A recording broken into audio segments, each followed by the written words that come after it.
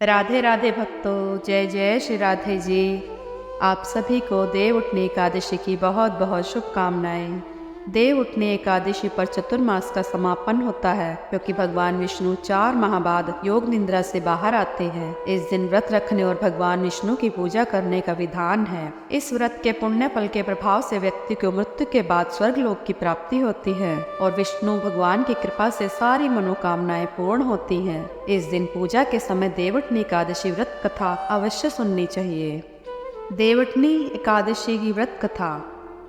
एक नगर में एक राजा था। उसके राज्य में सभी लोग बहुत सुखी थे। उस नगर में एकादशी को कोई भी अन्न नहीं बेचता और न ही कोई अन्न पकाता था। सभी फलाहार रहते थे। एक बार भगवान ने राजा की परीक्षा लेनी चाहिए। भगवान ने एक सुंदरी का रूप धारण किया तथा सड़क पर बैठ गए। तभी राजा उधर से निकला और सुंदरी को देखकर चकित रह गया। उसने पूछा, हे सुंदरी, तुम कौन हो और इस तरह यहाँ क्यों बैठी हो?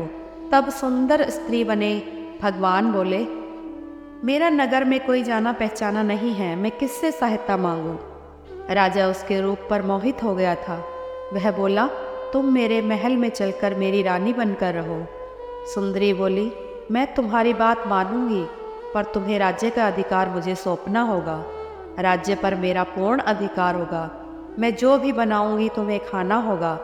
राजा उसके रूप पर मोहित था, अतः उसने उसकी सभी शर्तें स्वीकार कर ली। अगले दिन एकादशी थी। रानी ने हुक्म दिया कि बाजारों में अन्य दिनों की तरह अन्न बेचा जाए। उसने घर में मांस मछली आदि पकवाए और परोस कर राजा से खाने के लिए कहा। यह देखकर राजा बोला, रानी, आज एकादशी है, मैं तो केवल फलाहार ही करूँगा। तब रानी ने शर्त याद दिलाई और बोली, या तो खाना खाओ, नहीं तो मैं बड़े राजकुमार का सिर काट दूंगी। राजा ने अपनी स्थिति बड़ी रानी से कही तो बड़ी रानी बोली, महाराज, धर्म न छोड़ें, बड़े राजकुमार का सिर दे दें। पुत्र तो फिर मिल जाएगा, पर धर्म नहीं मिलेगा। इसी दौरान बड़ा राजकुमार खेलकर आ गया। माँ की आंखों के आंसू देखकर वह रोने का कारण पूछने लगा, तो माँ ने अपनी सारी बात बता दी।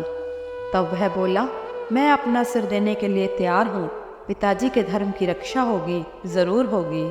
राजा दुखी मन से राजकुमार का सिर देने को तैयार हो गए। तो रानी के रूप में भगवान विष्णु ने प्रकट होकर असली बात बताई।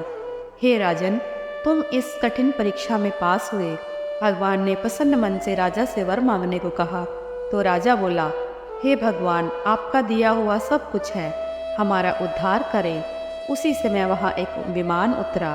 राजा ने अपना राज्य पुत्र को सौंप दिया और विमान में बैठकर परम धाम को चला गया। बोलो श्री हरि विष्णु भगवान की जय हो। एकादशी महारानी की जय हो।